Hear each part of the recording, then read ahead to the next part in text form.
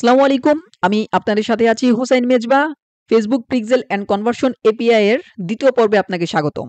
আজকে আমরা শিখব কিভাবে আপনি বিজনেস ম্যানেজারে পিক্সেল ক্রিয়েট করবেন এবং আপনি জিটিএম এর ভিতরে টেমপ্লেট সেটআপ করবেন। তো চলুন এজন্য প্রথমেই আমাদেরকে বিজনেস ম্যানেজারে চলে যেতে হবে। আপনার যদি বিজনেস ম্যানেজার ক্রিয়েট করা না থাকে তাহলে অবশ্যই আপনি প্রথমেই বিজনেস ম্যানেজারটা ক্রিয়েট করে নিবেন।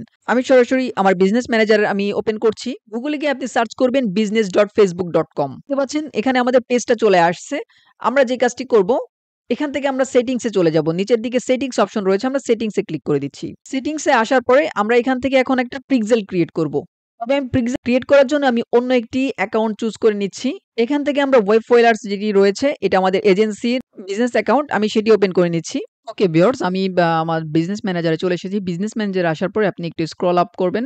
স্ক্রল আপ করলে আপনি দেখতে পাবেন ডাটা সোর্স অপশন রয়েছে। ডাটা সোর্স থেকে আপনাকে যেতে হবে ডাটা সেট অ্যান্ড পিক্সেলস। তো ডাটা সেট অ্যান্ড পিক্সেলস আপনি ক্লিক করলে এখানে আপনার পিক্সেলগুলো দেখাবে। তো আপনি এখান থেকে নতুন একটা পিক্সেল জাস্ট ক্রিয়েট করে নেবেন। আমি এখন নতুন পিক্সেল ক্রিয়েট করব না। দেখতে পাচ্ছেন আমাদের পিক্সেল ক্রিয়েট করা রয়েছে নেক্সট ডিজিটাল বিডি। আমি সেম পিক্সেলটা দিয়ে পুরো কাজটা করব। তো এই কারণে আমি পিক্সেলটাকে সিলেক্ট করলাম এবং পিক্সেলটাকে আমরা এখন ইভেন্ট ম্যানেজার ওপেন করব। তো ইভেন্ট ম্যানেজার ওপেন করার জন্য দেখতে পাচ্ছেন এই যে অপশন রয়েছে এখানে go to event manager. So আমি ইভেন্ট ম্যানেজারে ক্লিক করলাম এবং ইভেন্ট ম্যানেজারে আমরা ওপেন করব।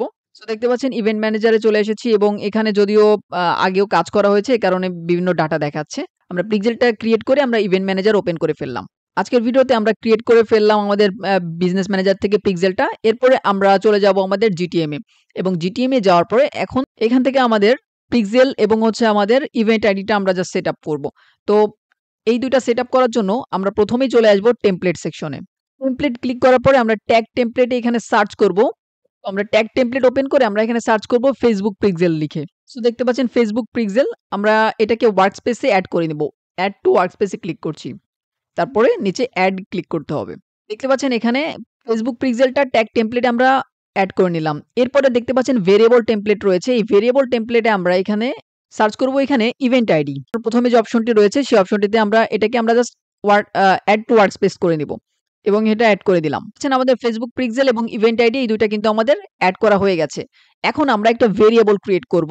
সো ভেরিয়েবল ক্রিয়েট করার জন্য আমরা চলে আসব ভেরিয়েবল সেকশনে। সো ভেরিয়েবল সেকশনে ক্লিক করে দিচ্ছি এবং এখানে দেখতে পাচ্ছেন দুইটা সেকশন রয়েছে, একটা হচ্ছে বিল্ট ইন ভেরিয়েবলস আরেকটা হচ্ছে ইউজার ডিফাইন্ড ভেরিয়েবল। যেহেতু আমরা নিজের একটা ভেরিয়েবল ক্রিয়েট করছি এই কারণে আমরা ইউজার ডিফাইন্ড ভেরিয়েবল সেকশনটাতে আসবো এবং এখানে নিউ অপশনে ক্লিক করব।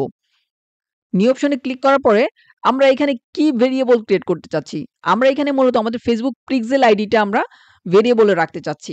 এই কারণে আমরা যে কাজটি করব আমরা এখানে একটা নাম দিব। আমরা এখানে নাম দিচ্ছি এফবি পিক্সেল আইডি। আমরা এখানে লিখলাম এফবি পিক্সেল আইডি। আপনি এখানে নামগুলো আপনার মতো করে আপনি লিখতে পারবেন। সো মেটা পিক্সেল আইডি হচ্ছে একটা কনস্ট্যান্ট। তো আমরা মেটা পিক্সেল আইডিটা সেটআপ করার জন্য আমরা ভেরিয়েবল কনফিগারেশনে ক্লিক করব। এরপরে আমরা একটু স্ক্রল ডাউন করব।